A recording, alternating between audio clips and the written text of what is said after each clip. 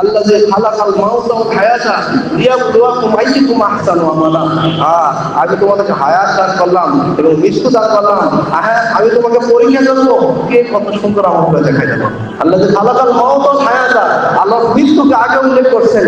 এই মৃত্যুকে আগে উল্লেখ করে এটা বুঝাতে বলতেছেন যে মৃত্যু এমন একটা জিনিস এটা অবশ্যই আসবে। আর মৃত্যুকে স্মরণ রেখে তুমি কাজকর্ম করো তাহলে তোমার কাজ সুন্দর হবে। মৃত্যুকে স্মরণ রেখে যদি অল্প শুদ্ধ হয়, অল্প সুন্দর হবে।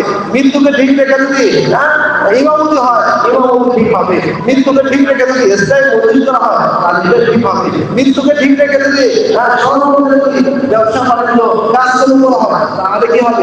আমল সুন্দর হবে। আজকে আমরা মৃত্যুকে ভুলে যাওয়ার কারণে এই জন্য আমরা বিভিন্ন ভাবে বিভিন্ন লোভে পড়ে গেছি। আল্লাহ মাফ করে দেন। এই জন্য বিশেষ করে সর্বপ্রথম কাজ যে আল্লাহ আমাদেরকে মানুষ হওয়ার তৌফিক দান করেন। এই জন্য সর্বপ্রথম মানুষ হওয়ার জন্য ফিকির করা দরকার যে আমার অঙ্গপ্রত্যঙ্গ সুন্দর হয়, আমার জবানের ব্যবহার যাতে সুন্দর হয়, আমার চোখের চাহনি যাতে সুন্দর হয়, আমার অন্তরের কাইফিয়ত যাতে সুন্দর হয়, অঙ্গপ্রত্যঙ্গের ব্যবহার যাতে সুন্দর হয়।